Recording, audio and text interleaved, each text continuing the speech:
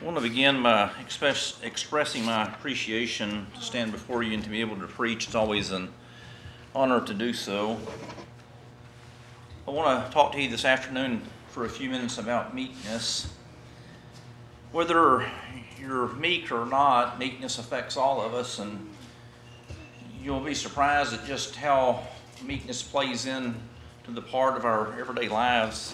If you're not meek, chances are you're around people who are meek, and whether you realize it or not, we might not be the United States of America today if it wasn't for the meekness of our forefathers. We have one of our forefathers that we're all familiar with. We'll all recognize his name. For approximately 20 years, he wrote a yearly almanac in which he commented on many things that are found in almanacs today. And in those almanacs that he prepared, he put proverbs in them. And after many years of compiling these almanacs, he finally wrote a book and put all of these proverbs in them, and that book's available to us today. And I wanted to spend just a minute at looking how meekness plays a part in world history and in our lives here. This man that I'm speaking of, we all remember that he once flew a kite with the key tied to it, discovered electricity, and that man is Benjamin Franklin. Ben Franklin, as I said, he wrote this book, and I want to look at 5 or 6 of the proverbs that he left us that address meekness. This isn't the source of our text. I just want to merely demonstrate how he was meek and how it's affected us down through time, and then look at the biblical text and how we should be meek. Franklin once wrote, "He that can compose himself is wiser than he that composes books." And if you think about that, you have to be pretty smart in order to be able to write a book and to compose that book and to have a fluid thought throughout it and have it to mean something. But here Franklin recognizes that if you can maintain your composure and compose yourself in life, that you're actually wiser than many people who can actually write a book. And he recognized that, and meekness was one of his characteristics. Another one of his proverbs was, "Speak with contempt of none, from slave to king. The meanest bee hath and will use a sting." And here again, this goes to the proper use of the tongue. A person that's meek isn't easily offended and won't always retaliate towards other people. And if you can control your tongue, you're never going to be in a position where somebody that you've offended by the misuse of your tongue is going to use theirs to sting you like a bee would. Elsewhere, Franklin writes, "Doing an injury puts you below your enemy, revenging one makes you but even with him, and forgiving it sets you above him." So here's the idea where if you've had some sort of conflict and you've been injured in some way in word or deed from this enemy, if you can forgive it and look over it and get past it, you're better off doing so. And we're going to look at a proverb here in a minute from the book of Proverbs that's just almost identical to that. Franklin also writes that Caesar did not merit the triumphal car more than he that conquers himself. So here again you think about Caesar being triumphant over Rome or any king or ruler over any land. You've really accomplished a great feat in order to ascend to that power. But once again, Franklin recognizes that if you can conquer yourself, your spirit, and control yourself and present yourself in a meek way, that you've done more than somebody that conquers a nation. 2 more to go. Franklin says, "Quarrels could never last long if on one side only lay the wrong." And I think we've all seen people that would be involved in a bitter quarrel where 2 people were nipping back and forth and arguing. It was really violent and vehement, and you're thinking, they're not getting any place. And if one person or the other could let it go, subside, that would be so much better than 2 of them going at it heatedly in an argument. Finally, Franklin says, "Tart words make no friends. A spoonful of honey will catch more flies than a gallon of vinegar." And if you think about that, if you're using your tongue in a caustic way, you're not going to be making friends with people. But if you can season it with salt, as we'll look at here in a minute, and practice meekness, that'll do more good. And just a teaspoon of that's better than a gallon of that which is bitter and unpleasant. So what is meekness? Vines defines meekness as being gentle and mild. Meekness is something that's within a person, that's your calm disposition, and that manifests itself externally in being gentle and mild. And we have a good example of that.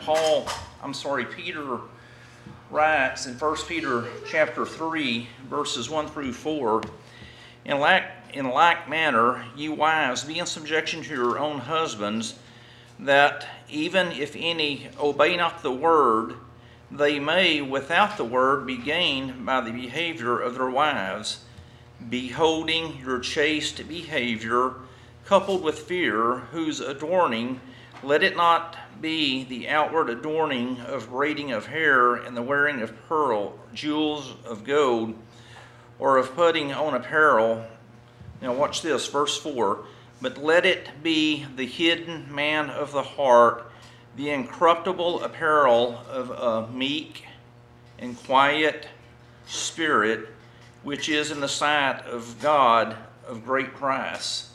So here Peter states that a wife who is a Christian may have a husband who is not, and if she can maintain her behavior in a chaste way, which means pure from fault, that this will appear to the husband in such a way that it would be persuasive to him to become a Christian, and that's what meekness is.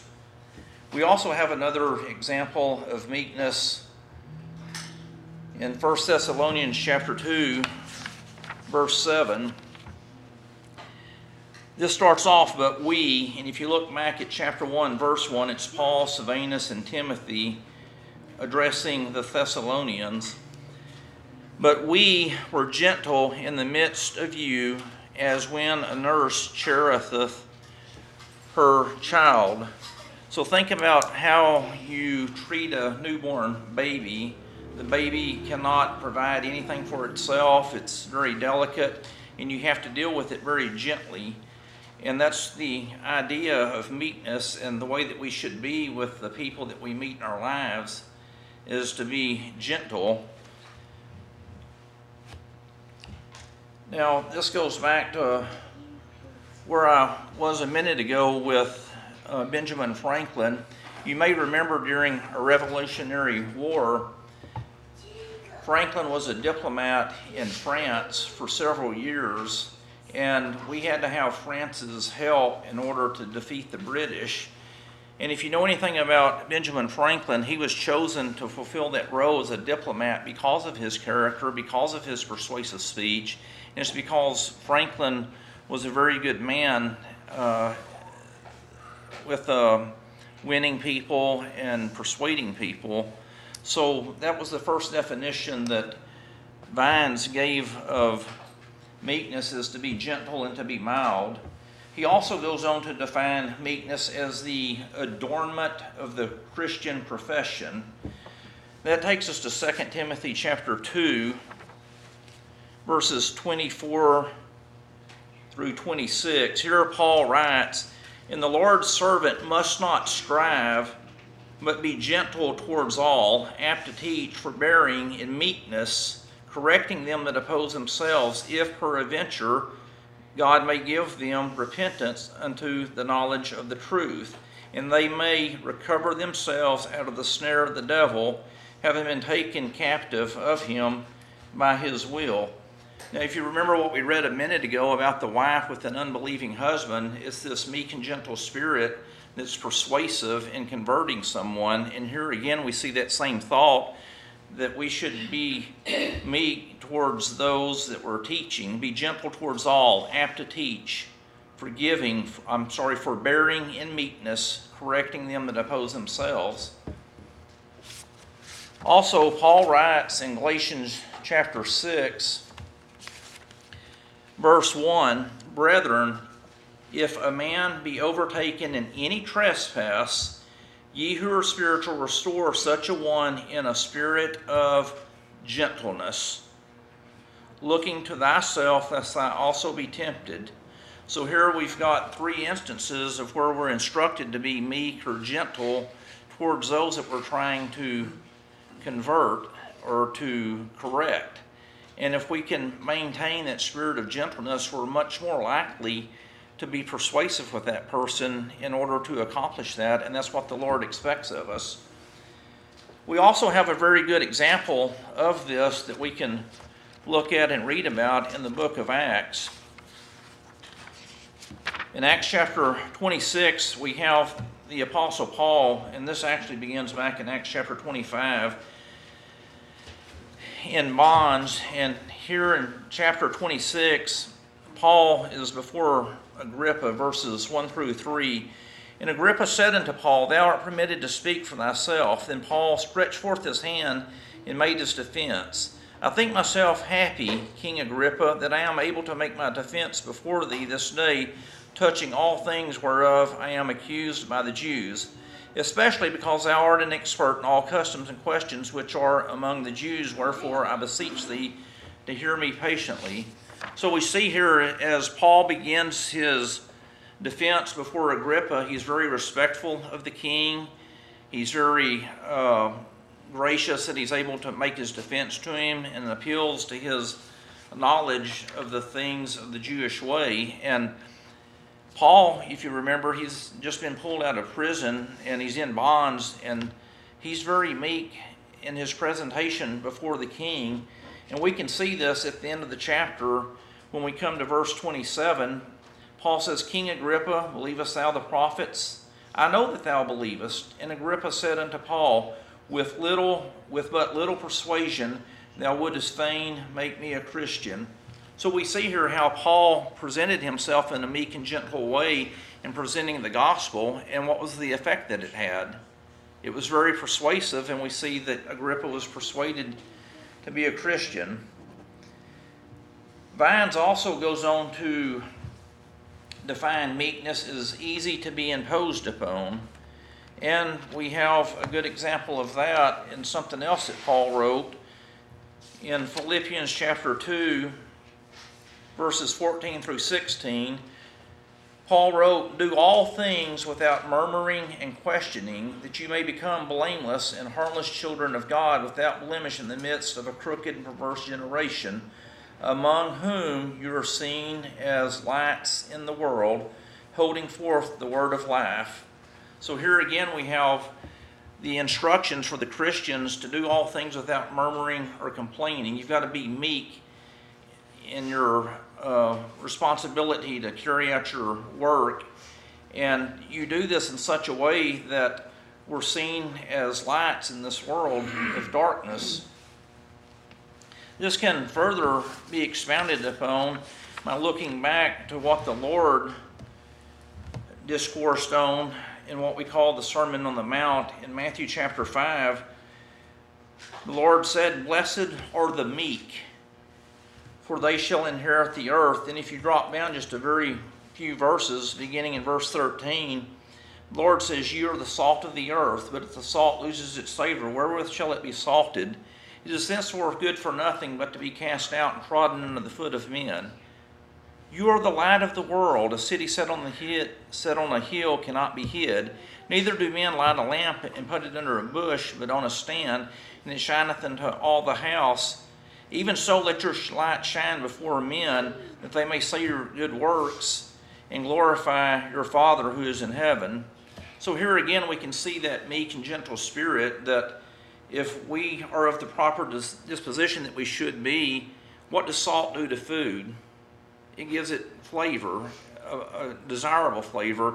And if we have that meek and gentle disposition about us, we're considered the salt of the earth. And that's what meekness does for us toward others, as we try to persuade them with the gospel, and we're ultimately seen as the light of the world. Vines also defines meekness as mild in temperament or behavior. We have a good example of that in Acts chapter 7.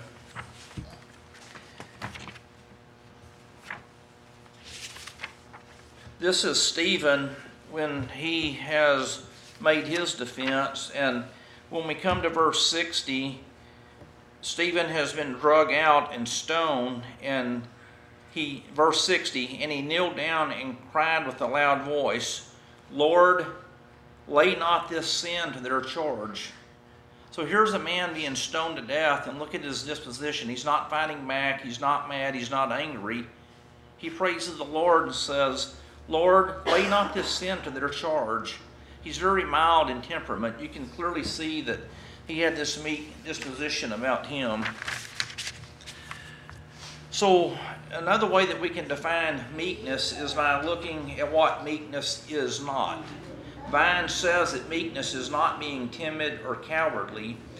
What is timid? Timid is showing a lack of courage or confidence, and cowardly is lacking courage or taking an action against someone who is not able to retaliate. And I think we're all familiar with the expression of somebody being kicked or beaten when they're down. If somebody's down, they're not able to fight back, and when somebody takes an advantage of a situation like that, that's what's being defined as cowardly.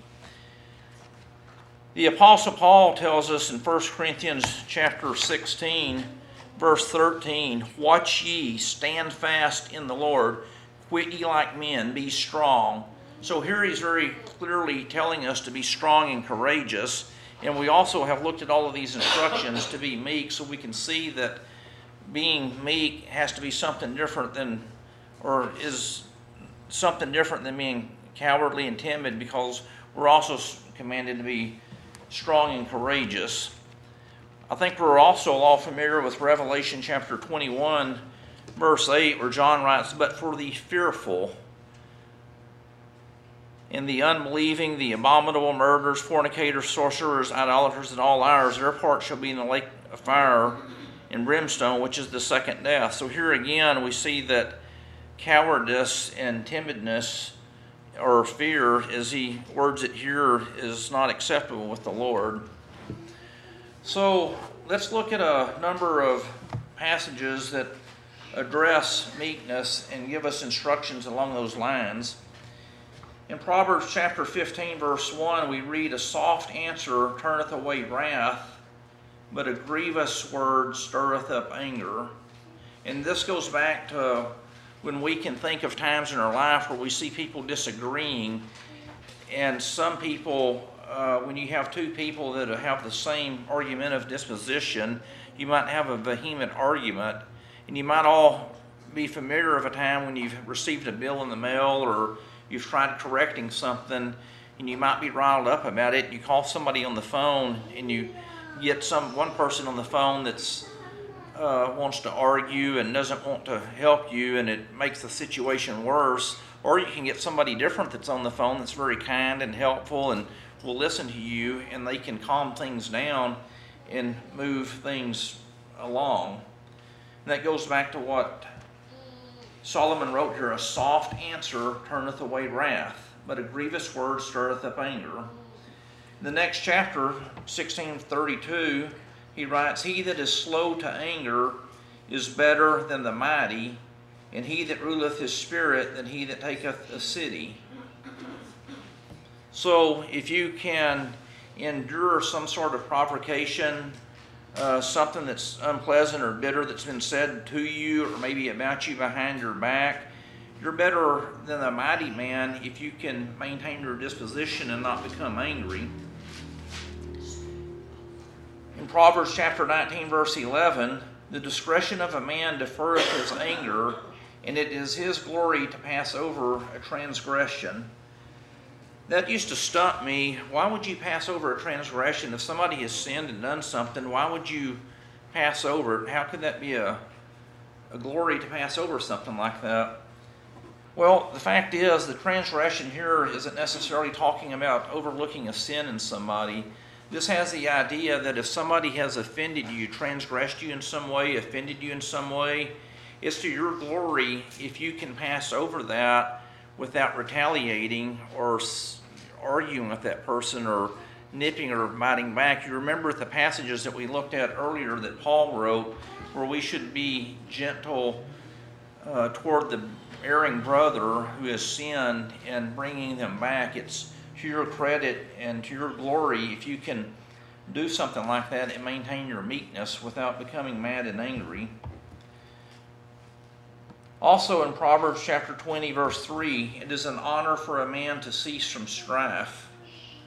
I think we can all remember times when we've seen people who have been in strife or conflict and they've been able to control it by remaining calm and meek and gentle. Proverbs 29, verse 8, wise men turn away from wrath. If you're wise, you're never going to go there to begin with. If you see something like that happening, you're better off to nip it in the bud. Ecclesiastes chapter 7, verse 8, the patient in spirit is better than the proud in spirit. Here again, the patient in spirit is somebody that's going to be meek and gentle, that can endure provocation and maintain their composure without becoming proud in spirit, which would be boisterous or mad or angry or haughty or upset over whatever it was that provoked them.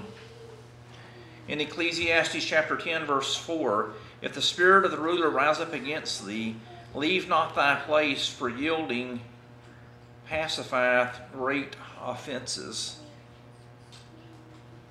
If the spirit of the ruler rise up against thee, leave not thy place, for yielding pacifieth great offenses.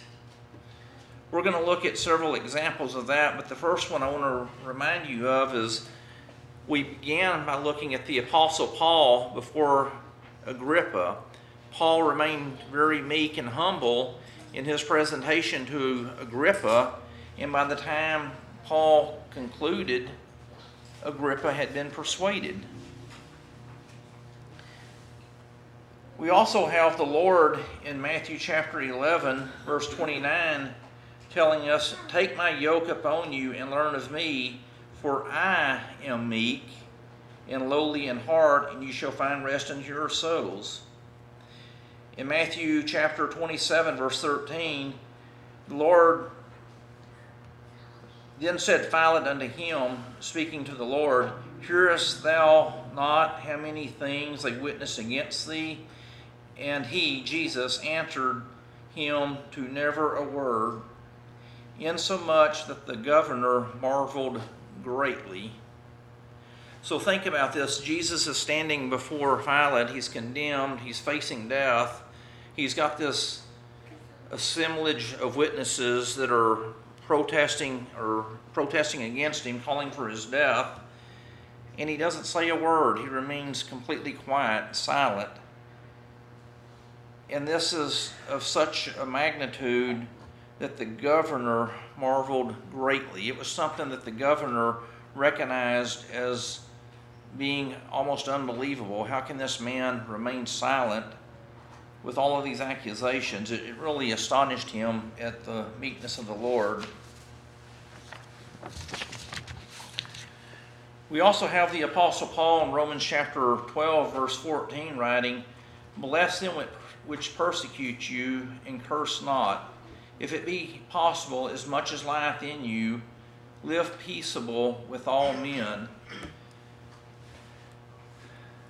Here, when it says to live peaceable with all men, I immediately think about your immediate neighbors where you live. I think we've all had neighbors where they would do things that would, maybe bother you, be noisy at night when you're trying to sleep, or leave bright lights on at night, or maybe you don't like the way they mow the yard, blow trash into your yard. There's any number of things that you could suffer from an uncivilized neighbor. But here Paul tells us to live peaceably with all men. And this goes back to the other things that Paul wrote. If we can be meek and gentle towards others in our Christian life, we can persuade them to be a Christian like Paul did with Agrippa. And this doesn't just apply to our neighbors or non-Christians. In 1 Corinthians chapter 6, I want to read 7 verses for you. Paul writes, "Dare any of you having a matter against his neighbor go to law before the unrighteous and not before saints? Or know ye not that saints shall judge the world? And if the world is judged by you, are you worthy to judge the smallest matters? Know ye not that we shall judge the angels? How much more things that pertain to this life? If then you have to judge things pertaining to this life, do you set them to judge who are of no account in the church? I say this to move you to shame. What, can there not be found among you one wise man who shall be able to decide between his brethren? But brother goeth to law with brother, and that before the unbelievers? No, already it is altogether a defect in you that you have lawsuits one with another. Why not rather take the wrong? Why not rather be defrauded?" So here Paul acknowledges that we have two brothers where there's a conflict and they're wanting to go before the law to have the matter settled. And Paul states that you're better off if one person or the other, whoever is involved in the matter, if just accept the fraud. You're better off if you can cloak yourself in meekness and accept this wrong than going before the law and bringing reproach upon the church. And this goes back to the proverb that we looked at a minute ago, where it's to your glory if you can pass over a transgression. If you want to get along with your brethren and to avoid strife and conflict and division, sometimes you have to overlook some of these matters, some of these issues that would otherwise cause division.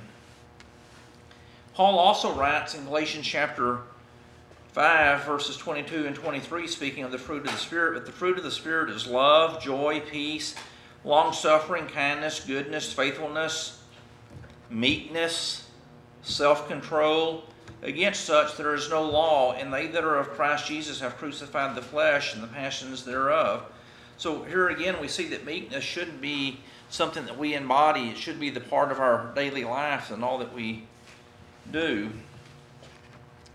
The Apostle Paul also gives us instruction in chapter 4, verses 1 through 3. "I therefore, the prisoner of the Lord, beseech you to walk worthily of the calling wherewith you were called, with all lowliness and meekness and long-suffering, forbearing one another in love, giving diligence to keep the unity of the Spirit in the bond of peace." So here again we see this potential for conflict amongst brethren that could cause division. And Paul clearly exhorts us that we should, with all lowliness and meekness, with all long-suffering, forbear with one another in love, while giving diligence to keep the unity of the Spirit. And that's the idea of sometimes there are things that we can, transgressions or things that we don't have to get mad and to be bitter about everything that happens. Sometimes we can practice meekness and avoid strife and conflict and division.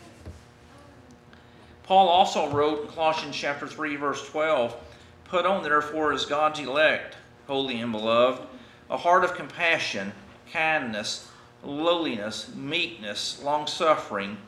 And here's the idea again: "Forbearing one another and forgiving each other, if any man have a complaint against any, even as the Lord forgave you, so also do ye."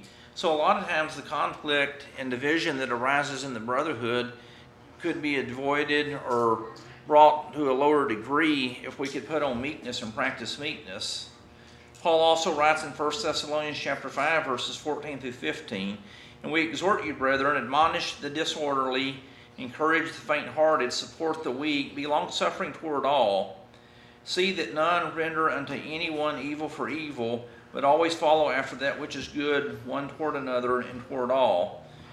We have this thought of being long-suffering and patient and forbearing expressed over and over and over and over.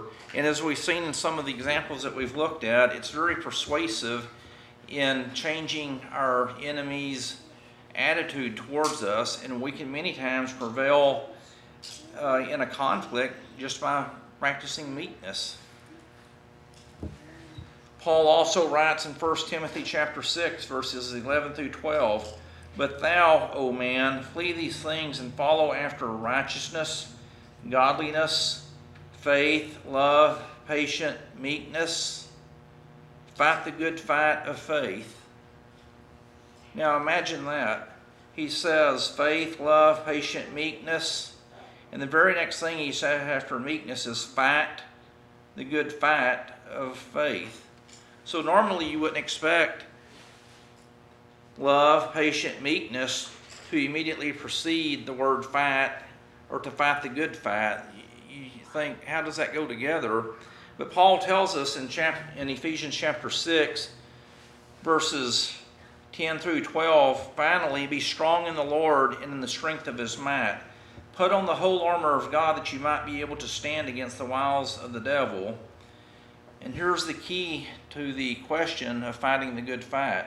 Verse 12, "For our wrestling is not against flesh and blood, but against the principalities, against the powers, against the world rulers of this darkness, against the spiritual host of wickedness in the heavenly places." So it's not a carnal or physical warfare, although it may sometimes appear that way. It's spiritual. Paul goes on to explain in verse 15 of Ephesians 6 that part of the armor is the preparation of the gospel of peace. As far as our everyday lives and our conduct with people outside of here and with government, Paul writes in Titus chapter 3, verses 1 through 2, "Put them in mind to be in subjection to rulers, to authorities, to be obedient, to be ready unto every good work, to speak evil of no man, not to be contentious, to be gentle, showing all meekness toward all men." So here again, it's not just something that we practice in our lives in the church or with our families, but with the people, with our rulers and government, with our neighbors, everybody that we come in conflict with, we should be gentle and showing all meekness toward all men. Also in Hebrews chapter 12, verse 14, we have a very stern admonition. Here we're told to follow after peace with all men and the sanctification without which no man shall see the Lord. So we see that meekness is a very vital and important part of our character and our daily life. We also have to be meek toward God. It's not just meekness one toward another, but we have to be meek toward God. And we have that explained to us in James chapter 1 and James chapter 3. In James chapter 1, beginning in verse 19, "You know this, my beloved brethren, but let every man be swift to hear, slow to speak, slow to wrath. For the wrath of man worketh not the righteousness of God. Wherefore, putting away all filthiness and overflowing of wickedness, receive with meekness the implanted word, which is able to save your souls.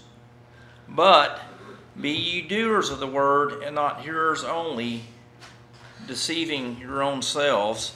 So we see here, as part of putting on the Christian life and being doers of the word, is to receive the word with meekness. We have to be gentle and accepting of the way God deals with us and the way that we find ourselves facing life from day to day. And we see that with examples of Job and what Job went through. Job had to be meek toward God and with what Job received of him.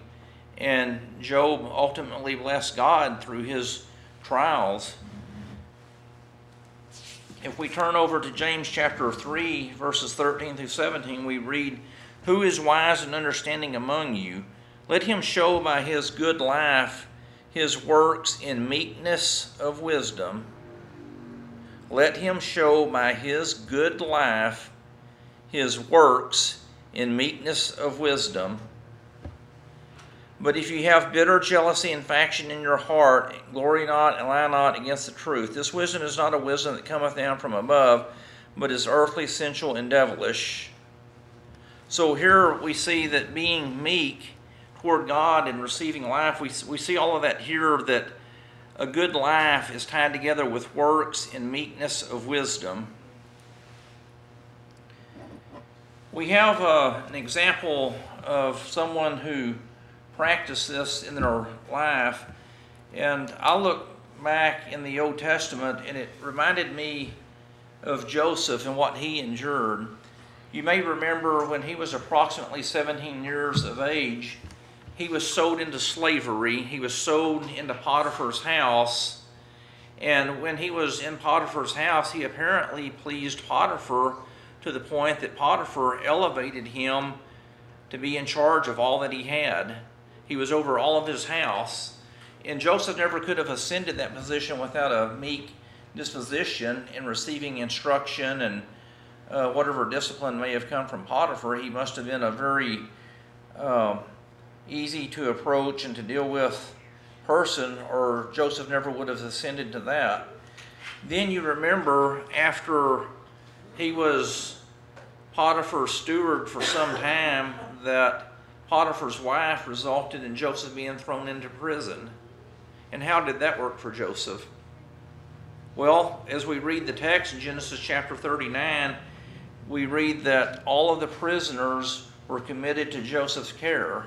Here again, Joseph must have been very meek and humble and gentle, must have obeyed all of the rules, got along with whoever was in charge of the prison, and Joseph was seen in their eyes to be such a promising young man that he was elevated into this position of authority over all of the prisoners. And then we know that as this story continues on, that the Pharaoh's chief butler was eventually thrown into the prison with Joseph and then got out, and sometime later you remember that Joseph eventually stood before Pharaoh. And here again we can see that Joseph is meek before Pharaoh, and he's meek to the point that Pharaoh recognizes wisdom and so says, and Pharaoh eventually places him second in charge of all of Egypt because of his meekness and ability to get along and to accomplish things, and that's the fruit of meekness. Now, out of all of the verses that we've looked at today, I stopped after looking at just about half of the verses that are available. I probably didn't even look at half of them. There were many more than that that teach about meekness and the need for Christians to practice that in our daily lives. So I hope that this lesson has been helpful for you and that you've learned something from it, and that you'll be better prepared to live your life from day to day and to interact with others. Before we close, we always like to extend an invitation to any who may have a need to respond to the gospel. In just a minute or so, we're going to stand and sing, and as we do, we'll ask that you come to the front and take a seat where you'll be assisted. So if you are here and are subject to the invitation, please come now as we together stand and sing.